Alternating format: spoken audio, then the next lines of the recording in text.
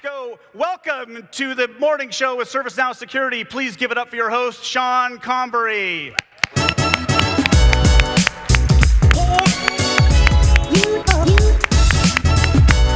Morning, everybody. I'm so happy to be here. We had a fantastic keynote this morning from John, but getting together as a ServiceNow security community is one of the things that I've been most looking forward to about Knowledge. And it's been a pretty big year for us, hasn't it, Piero? Yeah, absolutely.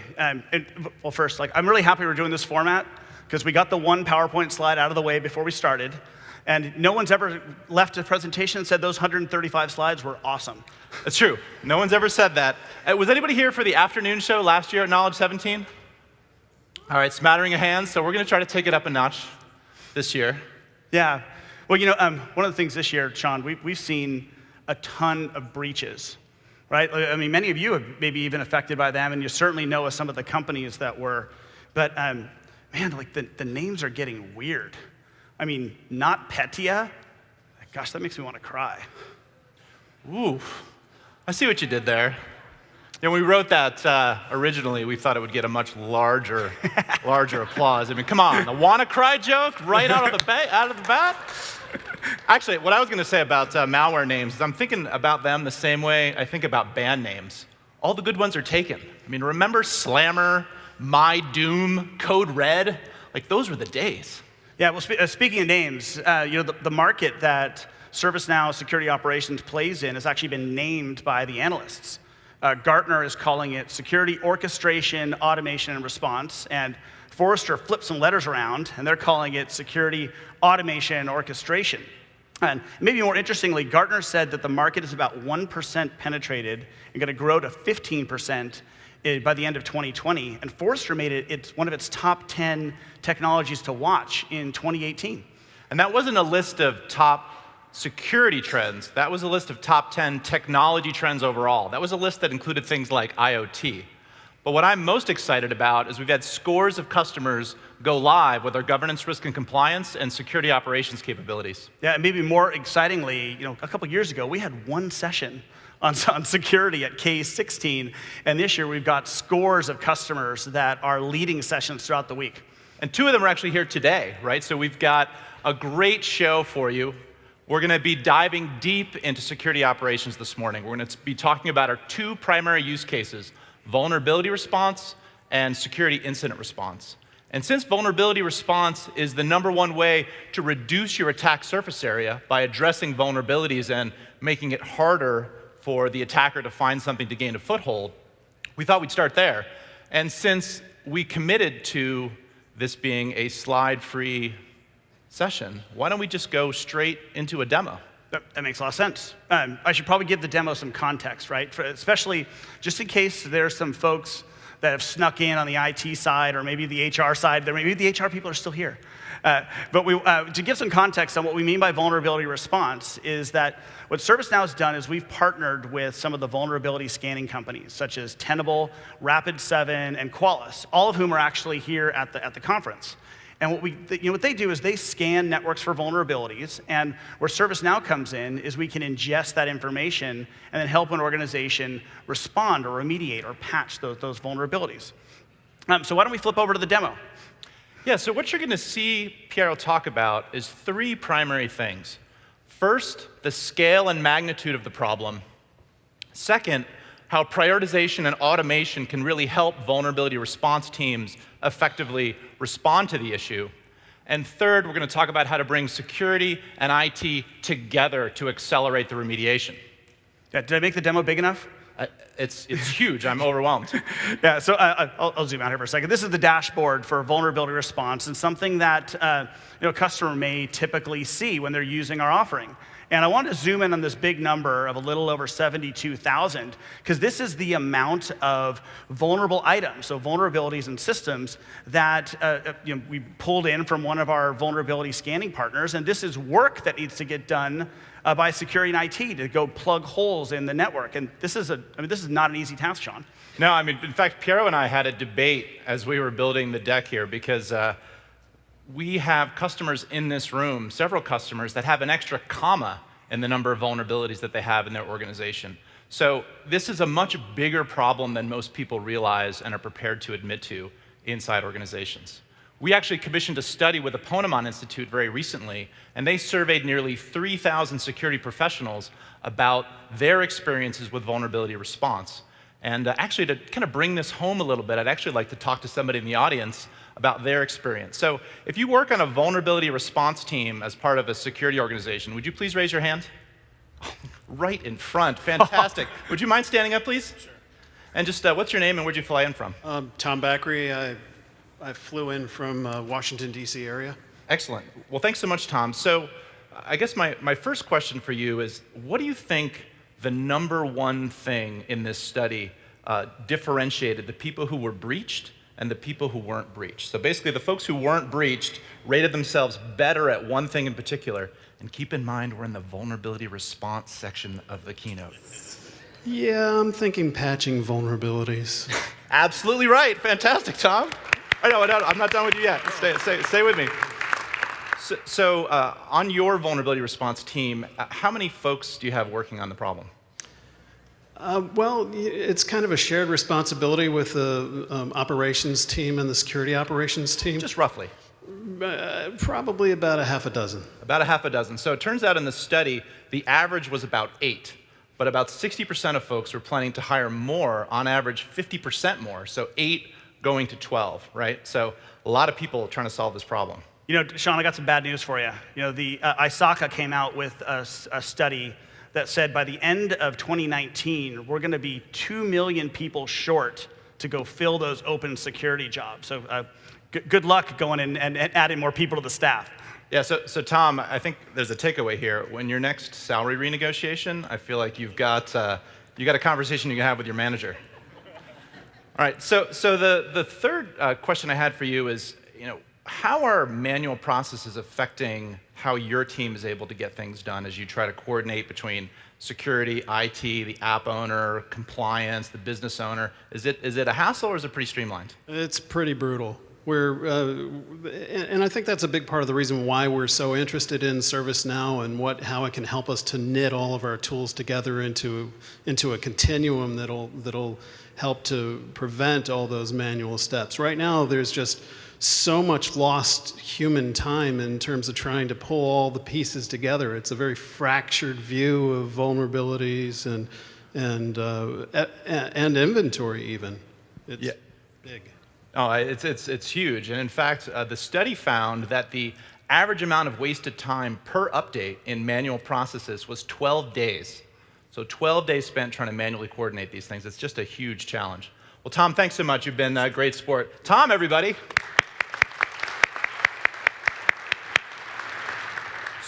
So Piero, how do we address some of the things that Tom and I were just talking about? This notion of prioritization, automation, addressing some of these manual tasks. Yeah, so the first thing you got to get the 72,000 number down. You know, and what most organizations are going to do is they're going to use the CVSS score, or the severity of the vulnerability, to make that decision. If we could flip back over to the demo, we'll show you what we can do here. Within ServiceNow, we can not only take the CVSS score, which is the severity of the problem, we can also reach into the CMDB to understand what asset is actually affected by that vulnerability. And then we can also add a third factor. You know, is there an exploit in the wild? So is there a likelihood of that vulnerability actually being exploited? And so if I go here and reduce, I can reduce this down to a much more manageable number. All right, 229. I mean, that's still a lot of work, but that's a heck of a lot better than 72,000.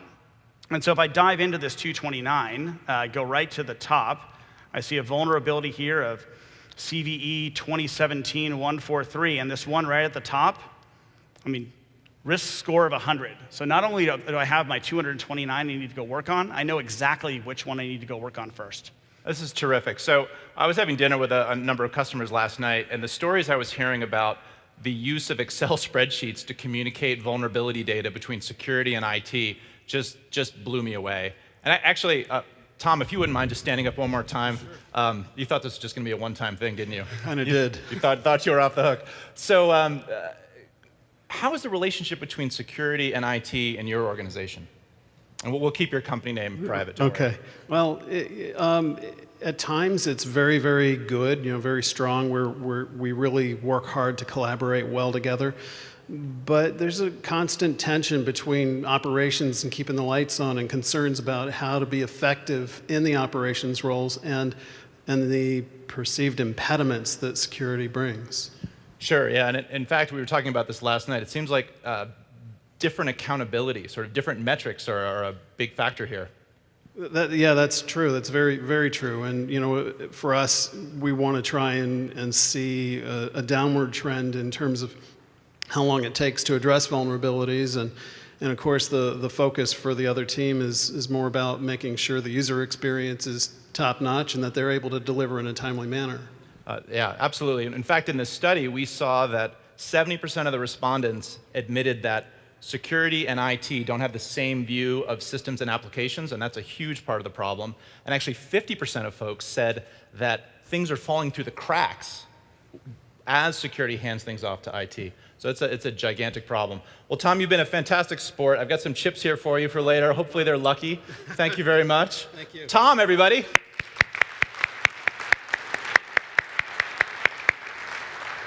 So, Piero, talk to us about how to get to the remediation side of this. How do I take security and IT and actually bring it together in a way that allows both of them to solve the problem? Well, the first thing is you start with having security and IT working in the same platform is the best place to start. So you're able to share data and pass tasks back and forth. So if we flip back over to the demo here, you'll see, I've got this one vulnerability here at the top. Now, this vulnerability with this risk score of 100 on that system is a pretty big deal, but it might not be the only system that has the vulnerability. So what I can do is quickly, automatically group these together. And what you'll see here is I've got 3 vulnerable items that are associated with that vulnerability, and the state is open.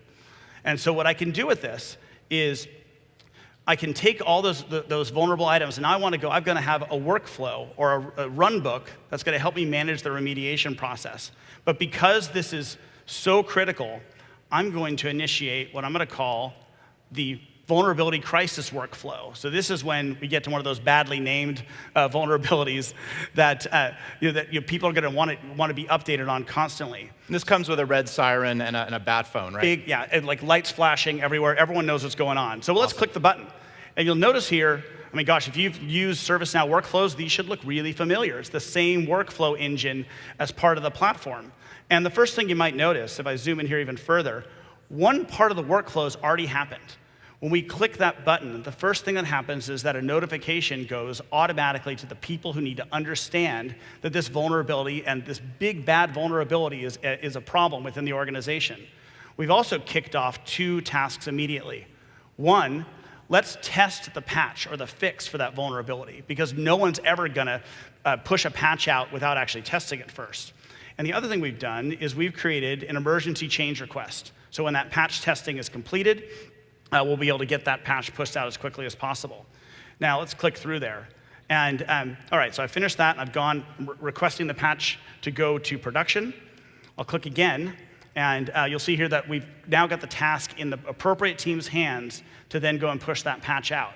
This is important. Sorry to interrupt, Piero, but as you integrate security tools with ServiceNow, a lot of folks are doing that today, and they're just opening what the security team calls a ticket with ServiceNow. But what you just saw here is much more nuanced, right? Because we actually understand that this is a crisis from a vulnerability standpoint. And so we want to reach an assignment group inside of the IT side of ServiceNow with a very tight SLA and the right level of expertise in the team to be able to address it. Yeah, and there's a reason I'm showing the workflow side of this, is because this is the view the security team's going to have. They don't have to go and email somebody on the IT side or pick up the phone and call them. They can go right into into this particular incident and be able to understand the exact status at any point.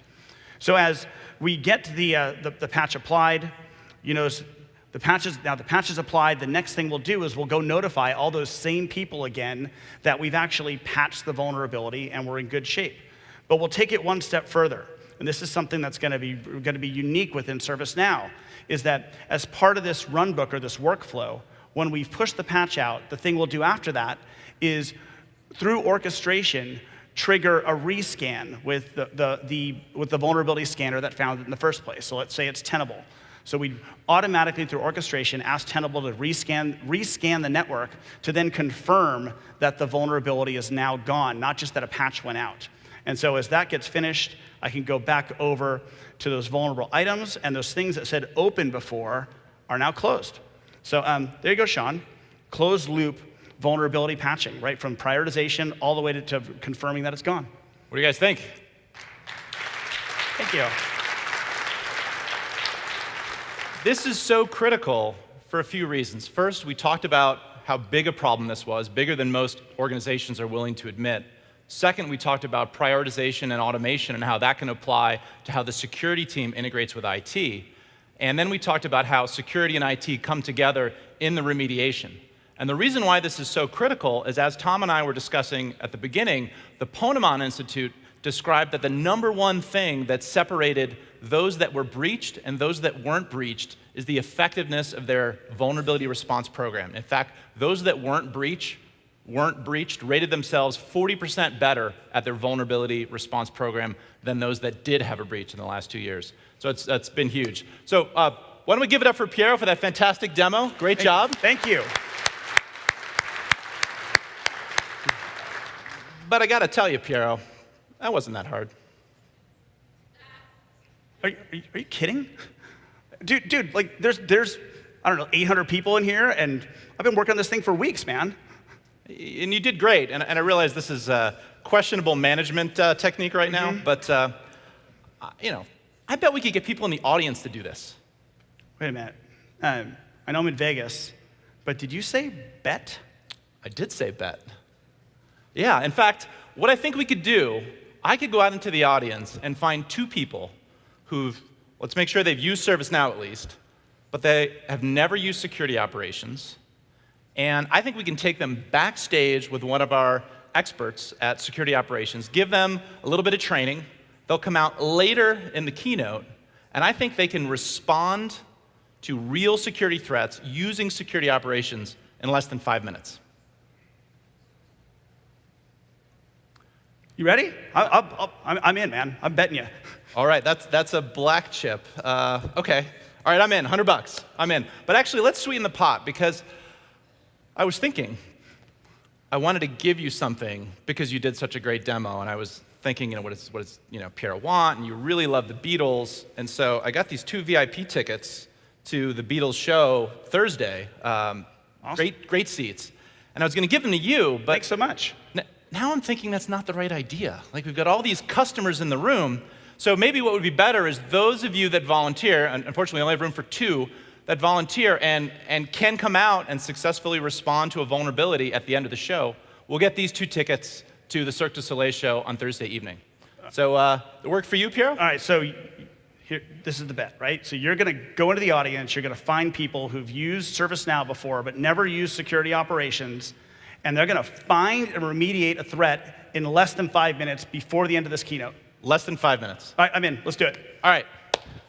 So we need 2 volunteers, people who have used ServiceNow, have never used security operations, people who don't work for ServiceNow, don't know me, don't know Piero.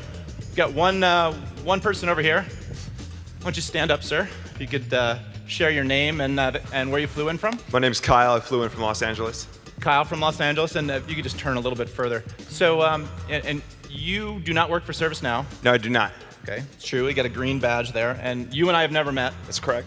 And you've used ServiceNow before. Yeah.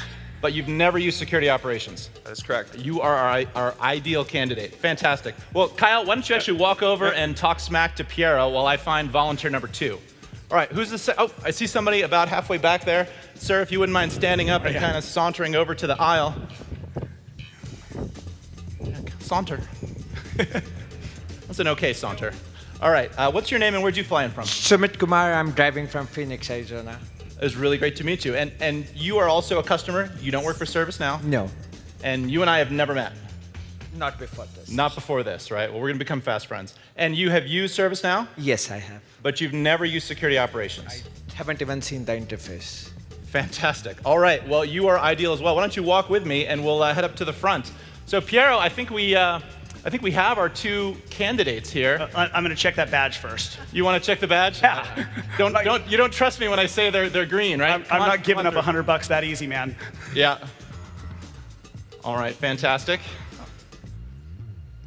All right. So what do you think? let's see. Attendee. They did a nice job with the badges this year. They made them different colors so you can tell. So yeah, let's do it. These guys check out. Fantastic. So Janine Casella over here is one of our security operations experts, and she's going to be taking you backstage for a little bit of training. We'll get you access to the video of this keynote after the fact, so you'll miss a little bit of the show. But we'll see you back a little bit later. Please give it up for our volunteers. And Sean, I don't really trust what's going on here, so I'm going to go back with them. You're abandoning me? Pretty much. All right. Awesome. I say I'm a little bit nervous about that. Those are not plants. Those are actual customers who have never used this product. So we're going to put our money where our mouth is in terms of ease of use. So we talked about the big problem present in vulnerability response. We got a great demo from Piero. We got some volunteers. What I thought we'd do now is actually bring out a customer of vulnerability response and hear more about their journey. So I'd like you to welcome, all the way from Auckland, New Zealand, the General Manager of Technology Services at Fonterra. Please welcome Cynthia Patterson. Cynthia.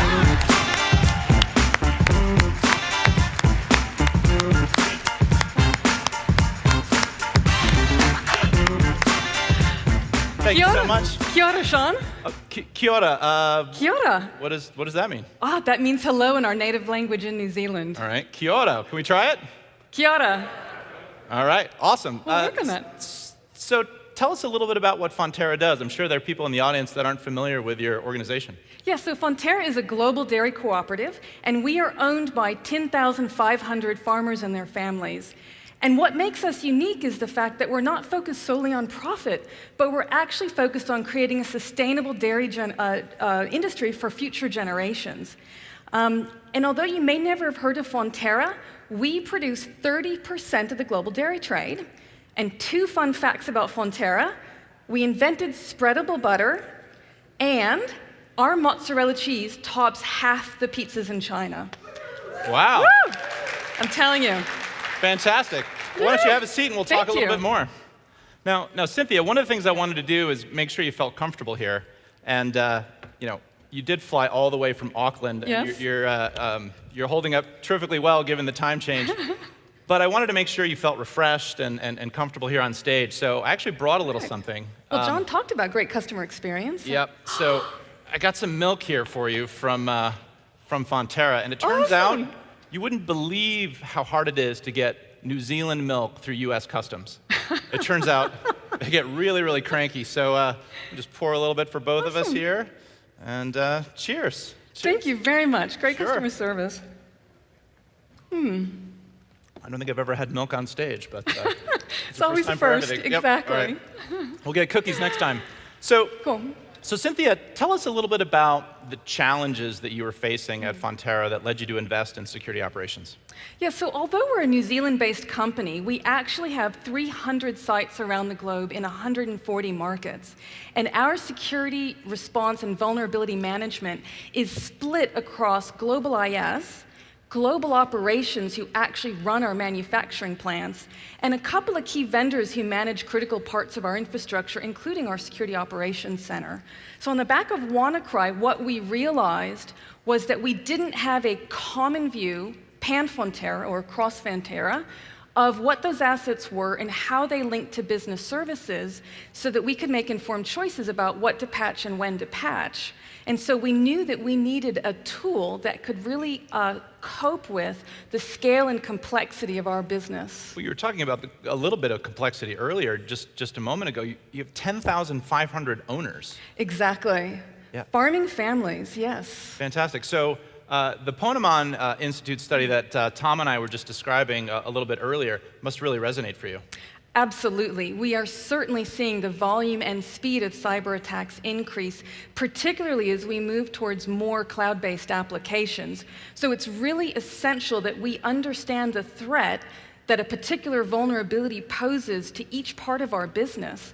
And before we started down the SecOps journey, we were doing things like patch management very much in isolation. So we knew that to reduce the risk of being breached, we had to focus on end-to-end vulnerability management. Got it. And how are you thinking about measuring the impact of this new program? So it is early days for us, but we're really focused on two key measures at the beginning. And the first one for us is, how can we reduce the time it takes to prioritize what to do first from a vulnerability management perspective? So we're looking to implement the risk-based calculators so we can better understand the benefit, impact, and risk and make the right choice. And the second key thing that we're focused on is reducing our security incident response time. So we're moving very much from manual-based spreadsheets and communication via emails, very ad hoc, to automating our processes and workflows so that the right tasks go to the right teams.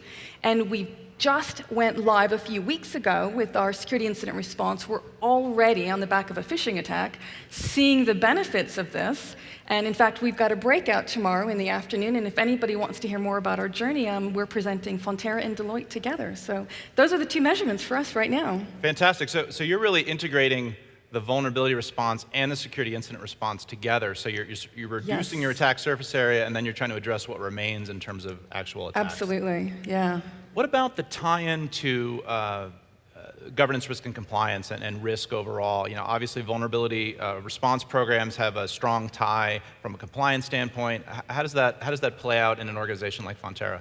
That's a great question, Sean. And it's interesting because we have a very mature risk framework, so we understand from a business point of view what those key risks are, but we've never really been able to actually tie in the security vulnerabilities and actually integrate that into a coherent sort of approach. So now with SecOps, we can look at our assets, we can link them to business services, and then the impact, again, from a business point of view, which is what we have to be focused on from an outcomes point of view.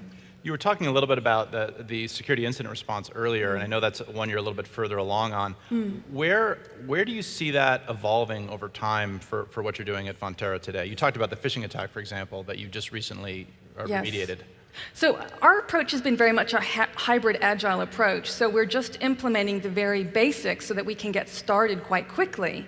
And so how I see these tying in is as we identify new vulnerabilities, we can then focus on automating those workflows and having an integrated response. Fantastic. Well, this has been really insightful. I think a lot of folks in the room here, I'm sure, are looking forward to attending your session a little later on during Knowledge.